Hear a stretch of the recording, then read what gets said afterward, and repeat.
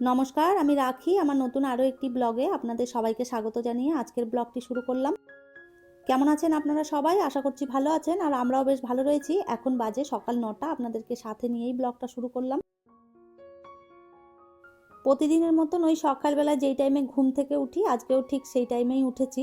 সকালবেলায় ঘুম থেকে উঠে প্রত্যেক দিন যে কাজগুলো আমার থাকে সেই সমস্ত কাজ গুছিয়ে নিয়েছি।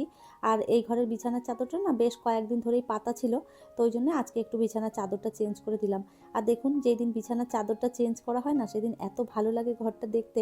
আর সাদা চাদর পাতলে তো কোনো কথা নেই, বিছানা দেখতে এমনিই ভালো লাগে। আমার সবসময় না সাদা বিছানার চাদরই বেশি পছন্দ। বিছানা গুছিয়ে সমস্ত ঘর বাড়ি যেগুলো ঝাড়াঝাড়ি করার ছিল সমস্তটা গুছিয়ে দিয়ে তারপরে এই যে কিচেনে এলাম। এখন সকালের খাবার করব। তার আগে ভাবলাম কিচেনে যে টুকটাক জিনিসপত্র ছড়িয়ে রয়েছে সেগুলো জায়গা মতন রেখে দিই। দুধটা আগে গরম বসিয়ে দেব, তারপরেই সকালের খাবার জোগাড় করব। আজকে সকালবেলায় ঘুম থেকে ওঠার পরে না একটুখানি মুসুরির ডাল ভিজিয়ে দিয়েছিলাম। আজ মুসুরির ডাল দিয়ে করব চিলা। তো ডাল দিয়ে চিলা করলে খেতে বেশ ভালো লাগে, একদম সেই ধোসার মতন ক্রিস্পি হয়। তো যাই হোক, এই যে দুধটা বসিয়ে দিলাম, এরপরে ভাবছি ডালটা একটুখানি পিষে নিই। আর বড় জারটা বার করেছি, এটা খুব একটা বেশি ব্যবহার করা হয় না। যখন বেশি কিছু মশলা হয় তখনই আর কি এটা ব্যবহার করি, নাহলে ছোট মিক্সির বাটিটা দিয়েই বেশি ঘোরানো হয়। তো যাই হোক, এই যে প্রথমে ডালটা দিয়ে দিলাম, আর এর মধ্যে একটুখানি 1 কোয়া মতন রসুন দিয়েছি আর একটুখানি আদা দিয়েছি। একবারেই সমস্তটা পেশা হয়ে যাবে, সব একবারে দিয়ে দিলাম। আজ হচ্ছে বুধবার, আর বৃহস্পতিবার দিনটাও বিবেকদের স্কুল ছুটি রয়েছে। শুক্রবার থেকে ওদের ফাইনাল এক্সাম শুরু হবে, তো ওই জন্যেই আর কি বিবেক বাড়িতেই রয়েছে। আর আমি আর বিবেক দুজনেই আর কি সকালের ব্রেকফাস্ট করে নেব, ওই জন্য একটুখানি বানিয়ে নিচ্ছি চিলা। তো এই যে ডালটা পিষে নেওয়ার পর এর মধ্যে দিয়ে দিয়েছিলাম একটুখানি গ্রেট করা গাজর, আর তার সাথে দিয়ে দিয়েছি ওই বিটরুট। আজকে চিলাগুলো ভেবেছি ঘি দিয়েই ভেজে নেব, আজকে আর তেল দিলাম না। তো এই যে প্রথমে ঘিটা দিয়ে তারপরে এই যে ব্যাটারটা দিয়ে দিলাম, আর গোল গোল করে করে নিচ্ছি। একটু পাতলা করেই করব, তো খুব বেশি পাতলাও নয় আবার খুব বেশি মোটাও নয়, মিডিয়াম সাইজ করে আর কি করে নিলাম। তো বেশি পাতলা করলে আবার দেখা যাবে ভেঙে যাবে, পাল্টাতে পারবো না। তো ওই জন্যে যাই হোক। আর দেখুন কালারটা কি সুন্দর এসছে, একদম পিঙ্ক কালার, দেখে মনে হচ্ছে আলাদা রকমের একটা কিছু খাবার। আসলে বিটরুটটা দেওয়ার পরেই কালারটা চেঞ্জ হয়ে গেছে, দেখতেও বেশ ভালো লাগছে।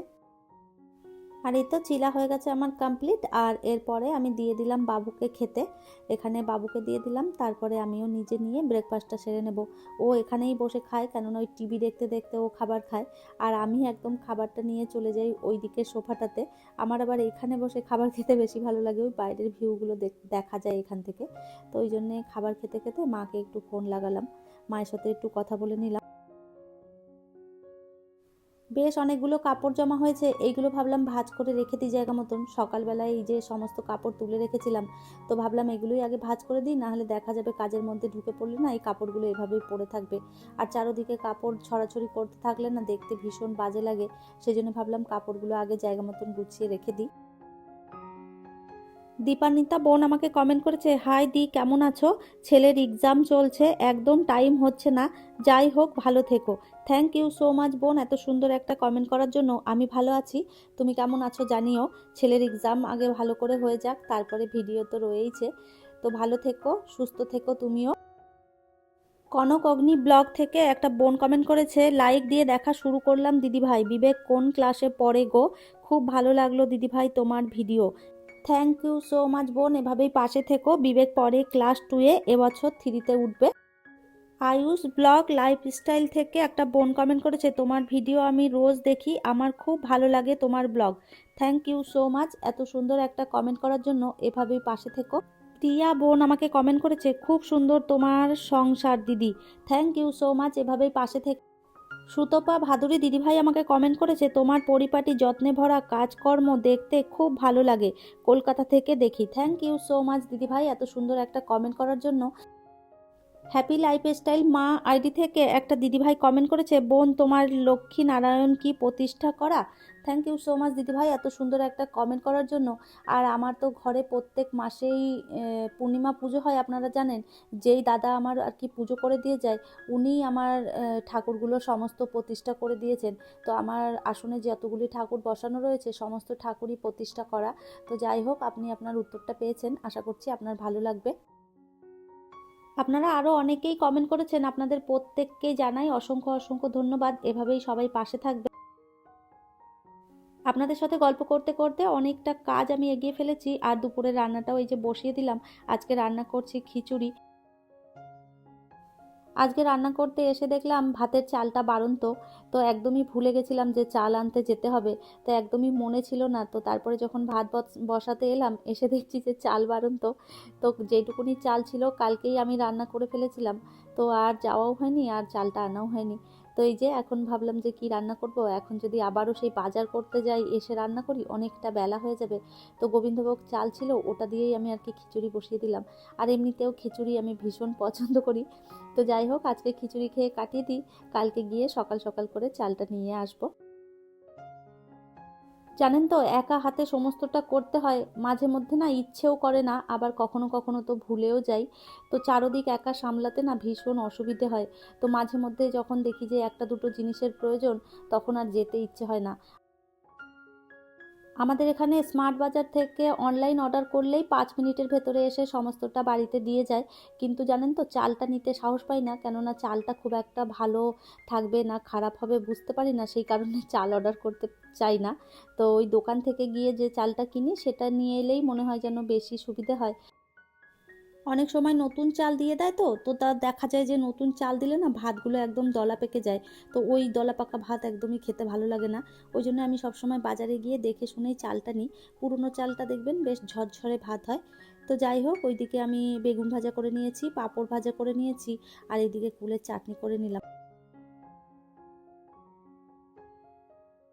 অনেকটা সময় কেটেছে, এখন বাজছে প্রায় ওই 2টো মতন।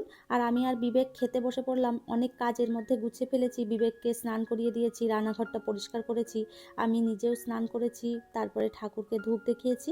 আর এখন এই যে খেতে বসে পড়লাম। তো যাই হোক, অনেকটা বেলা হয়েছে। আর আজকে দেখুন এই যে সিম্পল খাবার, ভীষণ ভালো হয়েছিল খিচুড়িটা খেতে। খাওয়া দাওয়া করে তারপরে আমি চলে গেছিলাম আমার বাবার বাড়িতে। তো ওখানে যাওয়ার পর আমি আর আমার ফ্রেন্ড দুজনে মিলে আর কি একটুখানি যাচ্ছি আমরা ঘুরতে। তো বিবেককে মায়ের ওখানে রেখে দিয়ে এসেছি, আর আমি আর ও একটুখানি বেরিয়েছি। খুব একটা দূরে নয়, কাছাকাছি আর কি এসেছি। এখানে আমরা একটুখানি রিলস বানাবো, একটুখানি সময় কাটাবো, তারপরে আর কি বাড়ির দিকে রওনা দেব। তো অনেক দিন ঘরের ভেতরে না বসে বসে আর ভালো লাগছিল না, সেই জন্য ভাবলাম একটুখানি কোথাও বেরিয়ে আসি। তো খুব বেশি দূর নয়, এটা একদম কাছাকাছি। তো যাই হোক, এই যে দেখতে পাচ্ছেন আমাদের এটা হচ্ছে গার্লস কলেজ। তো এর পাশ থেকেই এই যে রাস্তা রয়েছে, এখান থেকেই চললাম। তো এই দিকের জায়গাটা ভীষণ ভালো, এখানে একটুখানি বসে ঘুরলে না মনটা ভীষণ ভালো লাগে। তো চলুন আপনাদেরও দেখাই কোন জায়গাতে আমরা আর কি এলাম। আর এই তো আমরা চলে এসেছি এখানটায়, দেখুন এই দিকটা একটু গ্রাম সাইড আর কি। তো এইদিকের রাস্তাঘাট, তারপরে আপনার এই যে বাইরের যে ভিউটা দেখতে ভীষণ ভালো লাগে। আর এর মাঝখানেই রয়েছে একটা রিসর্ট আর কি। এর মধ্যে অনেকেই আর কি আসে পিকনিক টিকনিক করতে। তো ভেতরে যাওয়ার খুব একটা অনুমতি থাকে না, তারপরেও আমাদের এখানে চেনাশোনার লোক রয়েছে, তাদের বলে আর কি আমরা ঢুকেছি। তো যাই হোক, এই যে জায়গাটা দেখুন ভীষণ সুন্দর। আর ওই দিকটাতে যেহেতু অনেক লোকজন আর কি রয়েছে, তো ভেতর দিকটায় আমাদের আর কি অ্যালাউ করেনি, আমরা এই সাইডের দিকটাতেই এসেছি।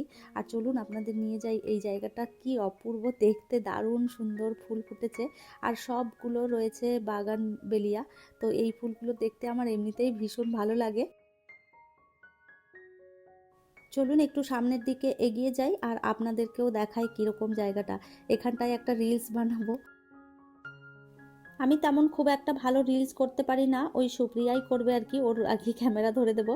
আর এই যে দেখুন কি অপূর্ব লাগছে দেখতে, এত সুন্দর সুন্দর কালারের বাগানবেলিয়াগুলো রয়েছে।